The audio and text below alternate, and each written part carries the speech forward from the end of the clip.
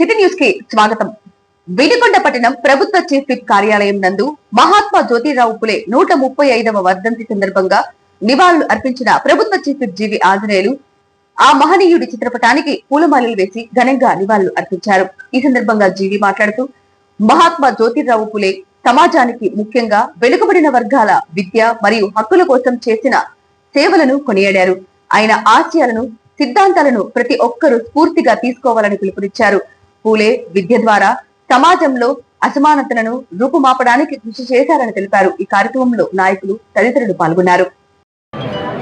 జ్యోతిరావు పూలే గారు, జోహార్ జ్యోతిరావు పూలే గారు. మహాత్మా జ్యోతిరావు పూలే గారి 135వ వర్ధంతి కార్యక్రమంలో పాల్గొన్నటువంటి జ్యోతిరావు పూలే గారు భారతదేశంలోనే మొట్టమొదట మహాత్మా అని పిలిపించుకున్నటువంటి మహాత్మా బిరుదు పొందినటువంటి గొప్ప నాయకుడు జ్యోతిరావు పూలే గారు. మహిళలందరూ విద్యకు దూరంగా ఉన్న సమయంలో బీసీలు, ఎస్సీలు, దళిత సోదరులు, బీసీలు అందరూ కూడా వీళ్ళు విద్యకి అనర్హులు అని చెప్పి సమాజంలో దూరంగా పెట్టినటువంటి రోజుల్లో పేదవారి అందరికీ కుల మతాలకు అతీతంగా విద్య చాలా అవసరము, ఒక ఆర్థిక ప్రగతి సాధించాలంటే విద్య చాలా అవసరం అని చెప్పేసి ఆ రోజు అంటరానితనం మీద పోరాడినటువంటి గొప్ప నాయకుడు జ్యోతిరావు పూలే గారు. అలాగే మహాత్మా జ్యోతిరావు పూలే గారు, ఆయన భార్య సావిత్రిబాయి గారు ఇద్దరు కూడా చక్కగా మహిళల కోసం ప్రత్యేక పాఠశాలలు నడిపి దేశంలో మహిళలకి విద్య అవసరము అని మహిళలకు విద్యకి శ్రీకారం చుట్టినటువంటి మహానుభావుడు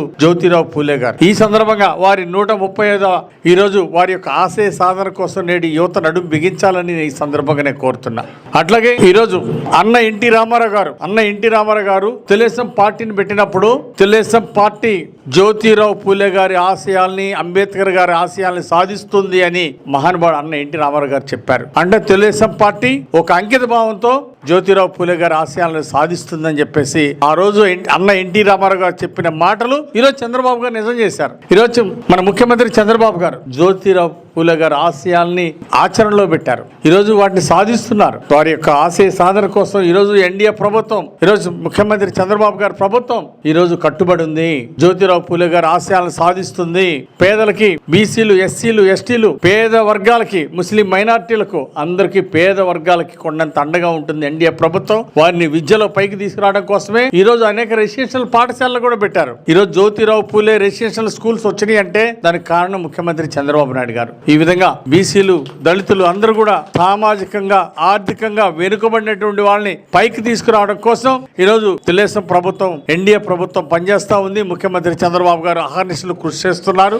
కాబట్టి ఈ ఆశయ సాధన కోసం ప్రజలందరూ కూడా నడుం బిగించాలి. ముఖ్యంగా నేటి యువత నడుం బిగించాలని సందర్భంగా కోరుకుంటూ, అలాగే మహిళలందరూ కూడా 100% అక్షరాస్యత సాధించే విధంగా ముందుకెళ్లాలని ఈ సందర్భంగా మహిళలకు కూడా పిలిపిస్తూ కార్యక్రమంలో పాల్గొన్న ప్రతి ఒక్కరికి ధన్యవాదాలు తెలియజేస్తూ జ్యోతిరావు పూలే గారికి మరి వర్ధంతి సందర్భంగా జోహార్లు అర్పిస్తూ సెలవు తీసుకుంటున్నాను. Thank you. జోహార్ జ్యోతిరావు పూలే. బొల్లాపల్లి జెడ్పీ ఉన్నత పాఠశాలలో SV charity founder Poka Venkatrao అభిమాన విద్యార్థిని సాయి విద్యశ్రీ 21వ పుట్టినరోజు వేడుకలను సాయి విద్యశ్రీ తల్లిదండ్రుల ఆధ్వర్యంలో పర్యావరణ పరిరక్షణ సేవా కార్యక్రమాలతో ఘనంగా నిర్వహించారు. ఈ సందర్భంగా పాఠశాలలో 21 మొక్కలను నాటారు. ఈ కార్యక్రమానికి ముఖ్య అతిథులుగా మండల ఎంఈఓ పార్వతి, ఎస్ఐ షమీర్ బాషా, పాఠశాల ప్రధానోపాధ్యాయులు మరియు ఎస్వి చారిటీ ఫౌండర్ పోక వెంకట్రావు పాల్గొని మొక్కలు నాటి పర్యావరణ పరిరక్షణ ఆవశ్యకతను విద్యార్థులకు తెలియజేశారు. అనంతరం విద్యార్థులకు భోజన వసతి మరియు 200 మందికి ఉచిత భోజన ప్లేట్లను బహుకరించి పాఠశాల ఉపాధ్యాయులు విద్యార్థులతో కలిసి కేక్ కటింగ్ చేశారు. ఈ సందర్భంగా ఎస్వి చారిటీ ఫౌండర్ పోక వెంకట్రావు మాట్లాడుతూ గతంలో జెడ్పీ ఉన్నత పాఠశాలలో నిర్మించిన స్టేజ్ కి త్వరలోనే రూప్ సౌకర్యం కల్పిస్తామని వెంకట్రావు హామీ ఇచ్చారు. ఈ కార్యక్రమంలో ఎస్పీ చారిటీ ఫౌండర్ సభ్యులు, మిత్రులు, శ్రేయోభిలాషులు పాల్గొన్నారు. గివ్ బ్యాక్ అని చెప్పేసి ఇవ్వటానికి గల ఇలాంటి ఇన్స్పిరేషన్ కానివ్వండి, లేకపోతే ఇలాంటి విలువలు కానివ్వండి, విలువలతో కూడిన విద్య కానివ్వండి, ఇవన్నీ నా గురువులు నేర్పింది. అలాంటి గురువు నాకు ఇక్కడ ఉన్నారు ఇవాళ. ఆ గురువు ముందు నేను ఇవాళ మాట్లాడటం అనేది డెఫినెట్గా ఏంటంటే జీవితంలో ఎంతో కొంత సాధించాననే ఫీలింగ్ అయితే నాకుంది. సో ఈ స్థానం నాకు కల్పించినందుకు నా గురువుకి మనస్ఫూర్తిగా కృతజ్ఞతలు తెలుపుతున్నాను. ముఖ్యంగా ఏంటంటే ఎస్వి చారిటబుల్ ట్రస్ట్ ఇవాళకి 3 years అయింది, కంప్లీట్ అయింది. సో ఈ చారిటబుల్ ట్రస్ట్లో సరే కొన్ని కార్యక్రమాలు చేసాం, ఆల్రెడీ మన హెడ్ మాస్టర్ గారు చెప్పారు. సో ఇవన్నీ ఏంటంటే మనస్ఫూర్తిగా చేశాను, ప్రతి కార్యక్రమం మనస్ఫూర్తిగా చేశాము with the support of my friends, SV charitable trust members వాళ్ళందరూ సపోర్ట్ తోటి మనస్ఫూర్తిగా. వెనకబడిన మండలం కాబట్టి బొల్లాపల్లి మండలం, ఇక్కడ అన్ని వర్గాల వారు అన్ని కులాల వారు అందరూ ఉంటారు. నేను చదువుకునేటప్పుడు నేను ఫేస్ చేసిన ప్రాబ్లమ్స్ అవన్నీ దృష్టిలో ఉంచుకొని సమాజానికి లేకపోతే నా మండలానికి ఇక్కడ చదువుకునే స్టూడెంట్స్కి ఎంతో కొంత చేయాలి. వేరే వాటికి ఖర్చు పెట్టవచ్చు, కానీ స్టూడెంట్కి ఖర్చు పెడితే ఆ స్టూడెంట్ యొక్క ఎడ్యుకేషన్ మనం ఎంతో కొంత వాళ్ళ ఎడ్యుకేషన్ డెవలప్ అవ్వడంలో మనం ఎంతో కొంత రోల్ ప్లే చేస్తే అది ఖచ్చితంగా వాళ్ళకు ఉపయోగపడుతుంది. జీవితంలో వాళ్ళ పొజిషన్కి వెళ్తారు. వాళ్ళు గుర్తుపెట్టుకుని ఒక్కొక్కరు ఇంకొక 100 మందికో లేకపోతే అట్లీస్ట్ ఒక 10 మందికైనా హెల్ప్ చేస్తారన్న ఉద్దేశంతో నేను ఫస్ట్ ఎడ్యుకేషన్ ఇంపార్టెంట్ అని చెప్పేసి ఎడ్యుకేషన్కి ప్రయారిటీగా తీసుకుని పెట్టాను. సో అన్నదానం చేశాము, విద్యాదానం చేశాము, రక్తదానం చేశాము. ఎందుకంటే ఈ 3 చాలా ఇంపార్టెంట్ కాబట్టి. రక్తదానం ఒక ఇట్ సేవ్స్ ఏ లైఫ్, అన్నదానం అనేది ఆ పూట కడుపు నింపిద్ది, విద్యాదానం అనేది అన్ని దానాల్లో కల్లా గొప్ప. ఆ పూటే కాదు జీవితాంతం వాళ్ళ కడుపు నింపుకుని 10 మందికి అన్నం పెట్టేలా చేసింది. కాబట్టి ఈ 3 ఇంపార్టెంట్ ప్రయారిటీస్ అని చెప్పేసి ఈ 3కి ఎస్వి చారిటబుల్ ట్రస్ట్ ద్వారా కొన్ని చాలా సోషల్ యాక్టివిటీస్ ఈ 3 years నుంచి చేశాము. సో ఇది 100% ఇది పోగా వెంకట్రావు ఒక్కడిది కాదు. దీని వెనక ఎస్వి చారిటబుల్ ట్రస్ట్ను సపోర్ట్ చేసే మా ఫ్రెండ్స్ ఉన్నారు, వెల్ విషర్స్ ఉన్నారు, అండ్ దీని వెనక ఇన్స్పిరేషన్ అంటే మా గురువులు ఉన్నారు, చాలా మంది ఉన్నారు. So it belongs to everybody whoever supports SV charity. And ఇంకొక విషయం ఏంటంటే ఇక్కడ ఎస్వి చారిటబుల్ ట్రస్ట్ గురించి చెప్పడానికి రాలేదు నేను. యాక్చువల్గా నేను మీ గురించి ఏదో చిన్న సందేశం ఇద్దామని చెప్పేసి వచ్చాము. ఒకప్పుడు ఇందాక మేడం గారు మాట్లాడారు, మీ అందరూ విన్నారు కదా, నేను కూడా విన్నాను. ఒకప్పుడు మా మేడం గారు మా టీచర్ గారు ఇక్కడ ఇలాంటి స్పీచ్లు ఇచ్చేటప్పుడు నేను కూడా అక్కడే కూర్చొని విన్నాను. సో మీరు కూడా రేపటి రోజున మీ టీచరు మాట్లాడేటప్పుడు మీ టీచర్ పక్కన కూర్చొని మీరు కూడా స్పీచ్ ఇవ్వాలి. అలాంటి పొజిషన్కి మీ అందరు రావాలి. అదొకటే అర్థమైందా? మీ అందరూ అనుకుంటారు మనకు సాధ్యమైద్దా? 100% సాధ్యమైంది. అర్థమైందా? ఇవాళ ప్రపంచంలో చాలా కొత్త విషయాలు కనిపెడుతున్నారు. ఆ కొత్త విషయాలు కనిపెట్టే వాళ్ళకి they have 24 hours A day. వాళ్ళకి ప్రతి రోజుకి 24 గంటలే ఉంటుంది. మీకు ఎన్ని గంటలు రోజుకి? మీకు 24 గంటలే. వాళ్ళకి గంటకు 60 నిమిషాలు, మీకు గంటకు 60 నిమిషాలే. సో వాళ్ళకి మీకు ఏం తేడా? The only difference is that they believe in themselves. అర్థమవుతుందా? వాళ్ళు నమ్ముతారు. That's why they are making wonders, they are creating something different in the world.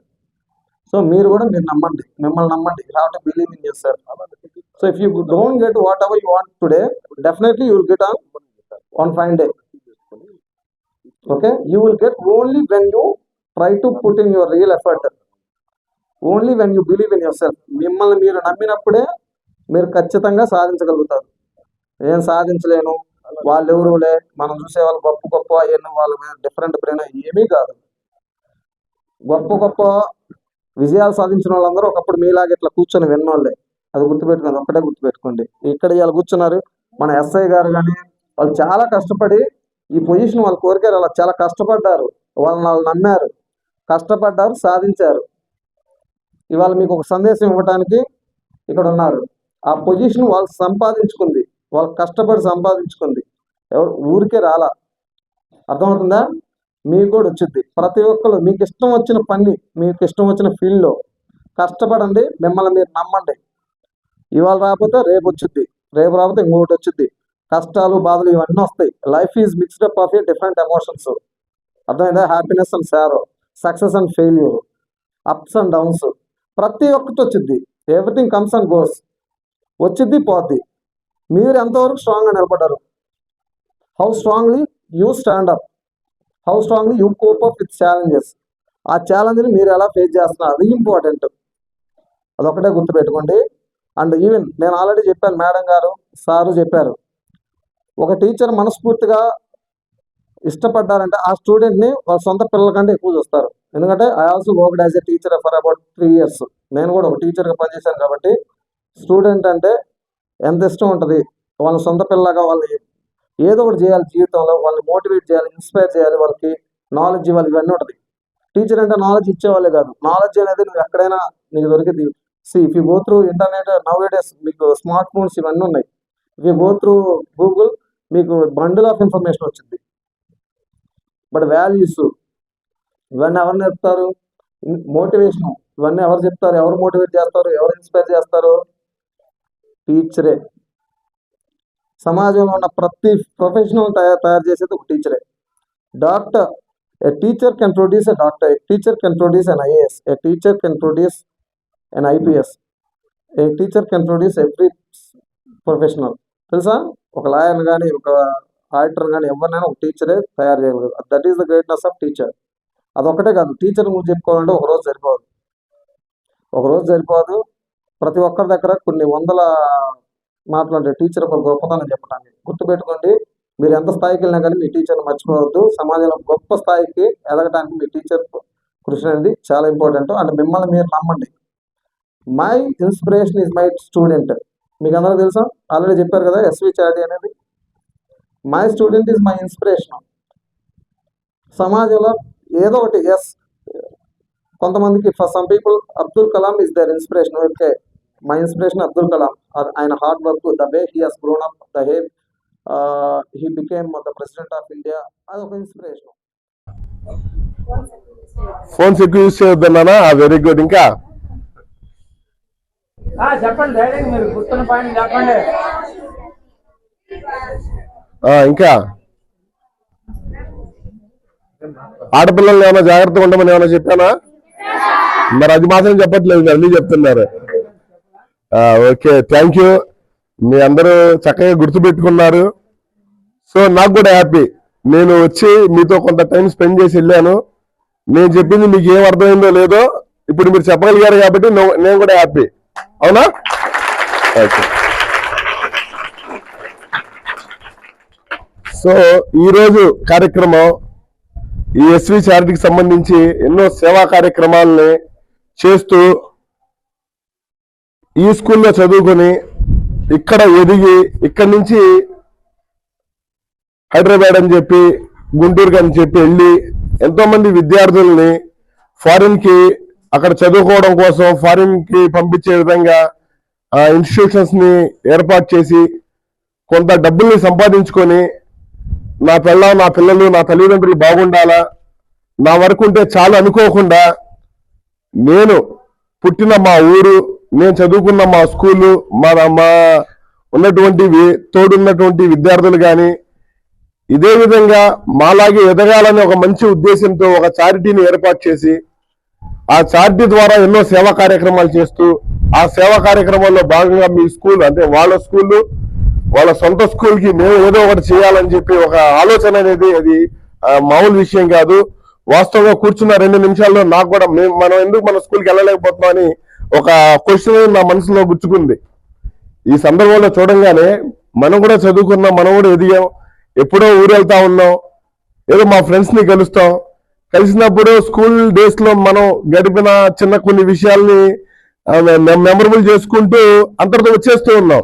కానీ మనం ఎందుకు ఇటువంటి కార్యక్రమాలు చేయలేకపోతున్నామా అని నాకు ఇప్పుడు జస్ట్ కూర్చున్న తర్వాత ఒక 5 నిమిషాలు ఇది నేను కూడా ఇన్స్పైర్ అయ్యానంటే ఇంకా మీ తరాలు నెక్స్ట్ మీరున్న వాళ్ళు కూడా 100% ఇన్స్పైర్ అవుతారని చెప్పి నేను ఆశిస్తూ ఉన్నాను. ఇన్స్పైర్ అవుతారా?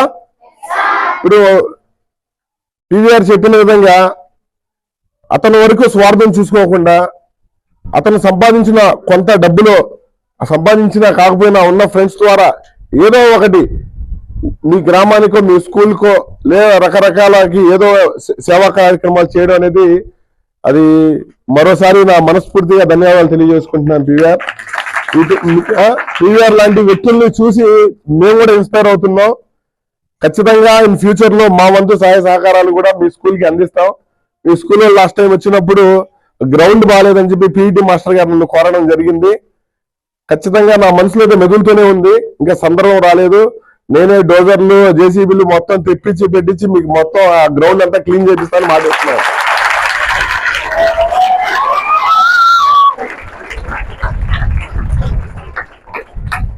ఎందుకంటే నేను కూడా కొత్తగా వచ్చాను ఈ మండలానికి. నాకు పూర్తి స్థాయిలో ఇంకా ఉన్నటువంటి నాయకులకు కానీ ప్రజలకు కానీ ఇంకా నాకు పూర్తిగా అవగాహన రాలేదు. నేను కానీ వచ్చి 3 నెలలు అయితే ఈ పార్టీకి మీ పని అయిపోయేది, ఇంతసేపు కూడా ఆగేది కాదు. సీరియస్గా చెప్తున్నాను. రావడం కొత్త, మనం అన్నింటిలో ఇన్వాల్వ్ అవ్వద్దని కొంచెం నేను కూడా అన్ని తెలుసుకుంటూ ఉన్నాను.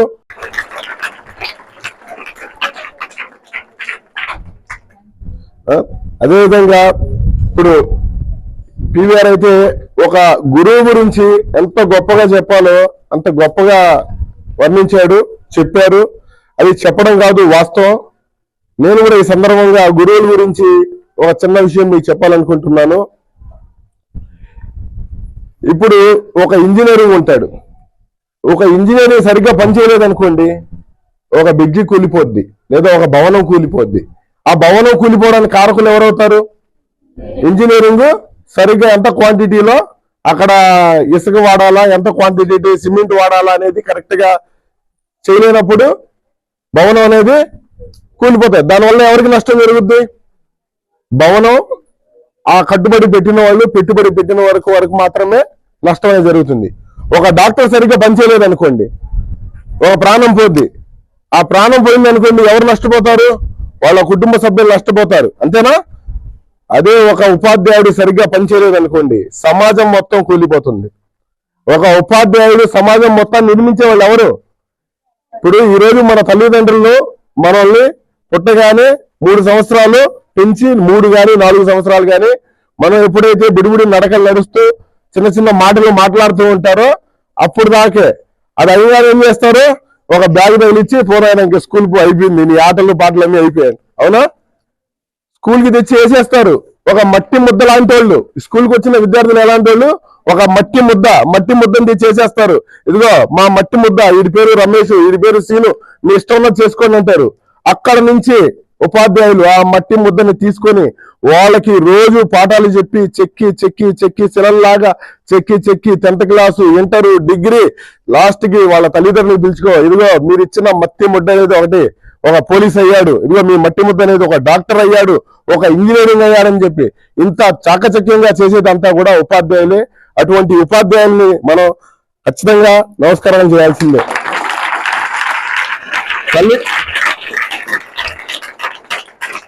తల్లిదండ్రులు పిల్లల్ని కని మట్టి ముద్దలు లాంటి మనల్ని తీసుకొచ్చి స్కూల్లో వదిలేస్తారు. కష్టం అంతా ఎవరిది? మన నడవడిక సరిగ్గా లేదనుకోండి, తల్లిదండ్రులు ఏమంటారు? తీసుకెళ్ళి ఆ పనికి వాళ్ళు స్కూల్లో ఇలా మా పిల్లోడు చేసేది పట్టించుకోరు, తల్లిదండ్రులు చేసేది పట్టించుకోరు, మా పిల్లోడు ఇట్లా తయారయ్యాడంటారు.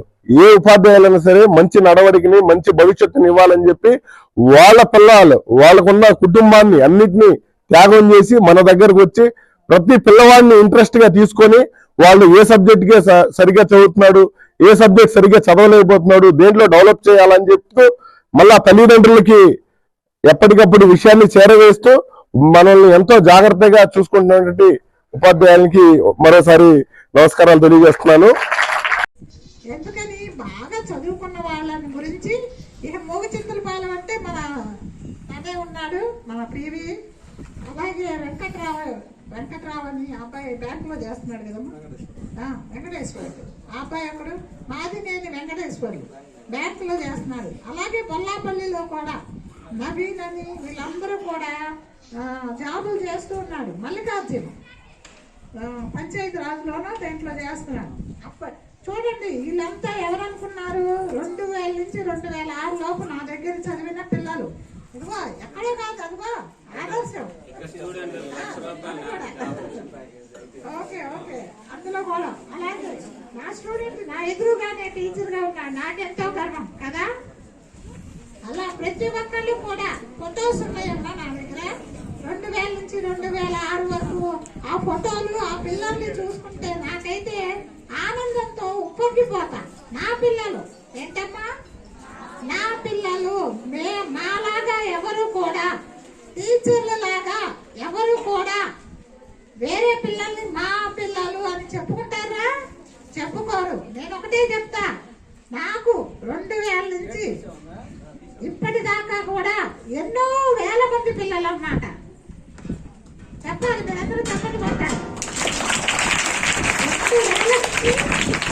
2006 వరకు కూడా నాకు ఎంతో వేల మంది పిల్లలు.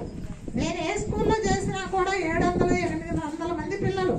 హిందీ టీచర్ ఒక్కళ్ళే ఉంటారు, మహా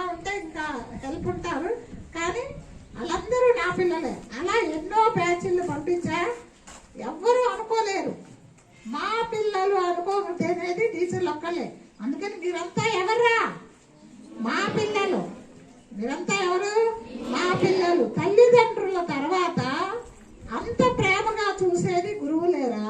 మీ యొక్క భవిష్యత్తు కోసం పాటుపడుతూ వీళ్ళందరూ బాగా ఎదగాలని మనస్ఫూర్తిగా కోరుకునేది ఉపాధ్యాయులు మాత్రమే. ఇంకా ఎవరు కూడా ఆ రకంగా కోరుకోరు, మా పిల్లలని చెప్పుకోరు. కాబట్టి అదొకటి మీరు టీచర్ల ఎడల ఆ యొక్క భావాన్ని మీరు గుర్తించుకుని ఆయన సొంత పిల్లల్లాగా దగ్గర కూర్చోబెట్టుకొని బాగా చెప్తాడు. ఆయన ఇప్పుడు మంచి స్టేజ్లో ఉన్నాడు, మంచి కాలేజీలో గుంటూరులో చెప్తున్నారంట. అలానే మంచి మేడం, టీచర్స్ అందరు ఉన్నారు. వాళ్ళు వచ్చి ఏదో చెప్పి వెళ్ళటానికి రావట్లేదు. మీకోసం మిమ్మల్ని మంచి విద్య నేర్పితే మీరు మంచి భవిష్యత్తుకి వెళ్తే వాళ్ళు చెప్పినవన్నీ రేపు మీ మనసులో ఉంటుంది. మా టీచర్ గారు ఆ రోజు చెప్పారు, మేము ఈరోజు స్థాయికి వచ్చామని ఆలోచించుకుంటారు.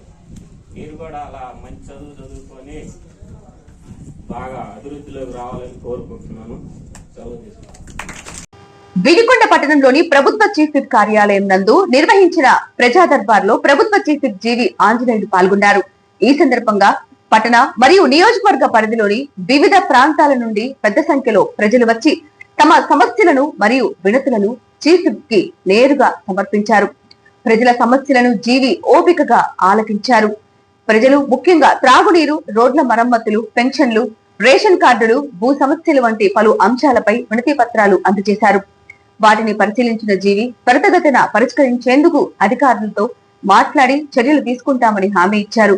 ప్రజా దర్బార్ కు సంబంధించిన దరఖాస్తులను వర్గీకరించి వాటిని వెంటనే సంబంధిత శాఖల అధికారులకు పంపి నిర్ణీత గడువులోగా పరిష్కార మార్గాలు చూపాలని కార్యాలయ సిబ్బందికి ఆయన ఆదేశాలు జారీ చేశారు. ప్రజలకు ఎల్లప్పుడూ అందుబాటులో ఉంటూ వారి సమస్యల పరిష్కారానికి కృషి చేస్తానని ఈ సందర్భంగా జీవి అన్నారు. ఈ కార్యక్రమంలో నాయకులు తదితరులు పాల్గొన్నారు.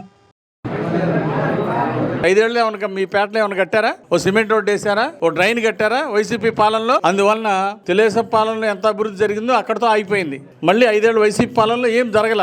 అదే అందువలన ఇప్పుడు పనులన్నీ కూడా పెండింగ్ ఉన్నాయి. టౌన్లో అక్కడక్కడ చాలా ఉన్నాయి. అవన్నీ కూడా అంచెలంచెలుగా పూర్తి చేస్తాము. ఇది పూర్తి అవడానికి సమయం పడుతుంది. దీన్ని ప్రపోజల్ పెడుతున్నా, ఎస్టిమేషన్ చేపించి గవర్నమెంట్ కి ప్రపోజల్ పెడతాను, మున్సిపాలిటీ ప్రపోజల్ పెడతాను. అట్లాగే తల్లి కానీ 10 ఏళ్ళు ఆగావు.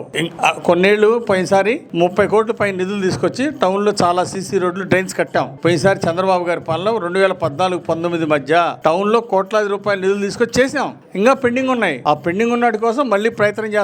కొంచెం సమయం పడుతుంది. మళ్ళీ అర్థమైందా? కనీసం 6 నెలల నుండి సంవత్సరం దాకా పట్టే అవకాశం ఉంది. ఖచ్చితంగా చేస్తాం. Thank you. తొందరలోనే చేపిస్తా. టైం పడుతుంది. జగన్మోహన్ రెడ్డి 10 లక్షల కోట్లు అప్పులు చేసి వెళ్ళాడు. మీకు తెలుసా లేదా? నిజంగా తెలుసా లేదా చెప్పండి. వెళ్తా 10 లక్షల కోట్లు అప్పులు చేసిపోయాడు. ఇప్పుడు చంద్రబాబు నాయుడు గారు మన ప్రభుత్వం వచ్చినప్పటి నుండి ప్రతి నెల వడ్డీలు కడుతున్నాం, అప్పులు తీరుస్తున్నాం. ప్రతి నెల ఆ డబ్బులన్నీ చాలా అడిపోతున్నాయి. 10 లక్షల కోట్లు ఇంక తీర్చాల్సిందే అప్పులు. ఈ 10 ఏళ్ల పాటు ప్రతి నెల కడతానే ఉండాలి. సో ఇది ప్రధానమైన సమస్య. దానివల్ల కొన్ని అభివృద్ధి పనులు స్పీడ్ గా చేయలేకపోతున్నాం. నిధులు కొరత ఉంది రాష్ట్రం. ఇది వాస్తవం. నిధులు కొరత కారణం ఏంటంటే జగన్మోహన్ రెడ్డి చేసిన అప్పులు. 10 లక్షల కోట్లు ఆయన చేసినటువంటి అప్పులే దీనికి కారణం అని మీరు కూడా అవగాహన చేసుకోవాలా. మీరు అర్థం చేసుకుంటే 10 మందికి నిజాలు చెప్పగలుగుతారు. మీరు ఈ నిజాలు 10 మందికి చెప్పాలా. తప్పనిసరిగా మున్సిపాలిటీకి ప్రత్యేక నిధులు కావాలని ముఖ్యమంత్రి గారికి లెటర్ పెడుతున్నా, మంత్రి నారాయణ గారికి లెటర్ పెడుతున్నా. సిటీ న్యూస్ ఇంతటితో సమాప్తం. తిరిగి రేపటి సిటీ న్యూస్ లో మళ్ళీ కలుద్దాం. అంతవరకు సెలవు. నమస్కారం.